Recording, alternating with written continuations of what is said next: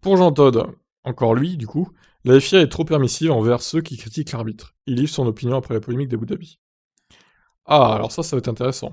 Au gala de la FIA hier, Jean Todt a été logiquement interrogé sur la réponse que la FIA apportera au suite d'Abu Dhabi. La fédération a ouvert une enquête pour tout analyser, mais le président peut-il en dire plus sur ce qu'il restera une de ses ultimes initiatives? Todd est resté dans un premier temps assez réservé. Ouais, on a l'impression qu'il veut pas trop se mouiller avant son départ, lui, hein. Sommes-nous parfaits? Nous ne sommes pas parfaits.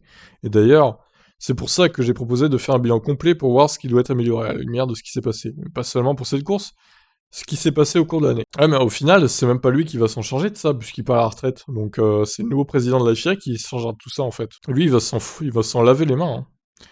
Devrions-nous refuser si nous pouvons nous améliorer? Non. Nous devons être perfectionnistes, et d'une certaine manière, la F1 est le résultat de la perfection. Vous savez, avoir un grand pilote ne suffit pas. Avoir une bonne voiture ne suffit pas, tout doit être combiné pour réussir. En tout cas, ce dénouement cruel n'a pas ôté à Jean Todt l'amour de la F1. Je quitte ce poste, mais j'aime toujours la F1.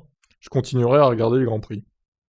Todd a tout de même fait part d'une piste de réforme sérieuse en prenant exemple sur la récente sanction à l'encontre de Jean-Michel Aulas, président de l'Olympique lyonnais, suspendu pour 10 journées pour avoir critiqué vertement l'arbitrage et les instances du football français dans l'affaire du match OM Lyon.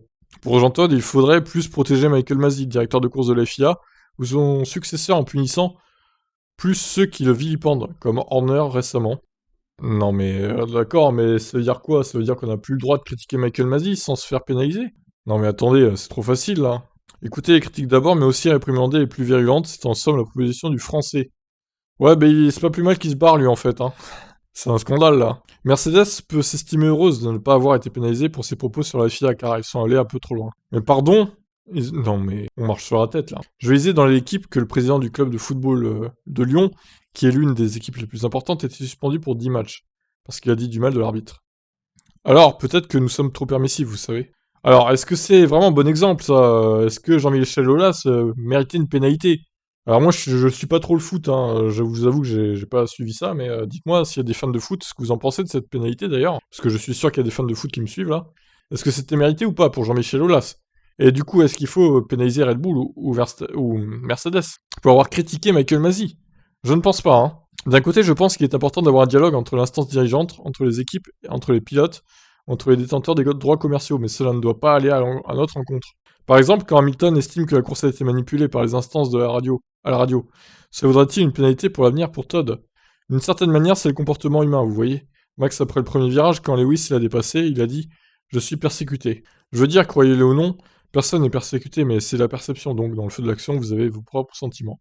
De l'autre côté, vous avez le directeur de course, vous avez les commissaires. Ouais, bon. Ouais, là, j'entends un peu décevant quand même, hein. C'est pas une dictature, merde, ils ont le droit de dire ce qu'ils pensent quand même, les gens, hein. Masi a fait de la merde, il faut le dire, hein, il faut le virer aussi, hein. Bon, bah sur ce, bon débarrageant, hein.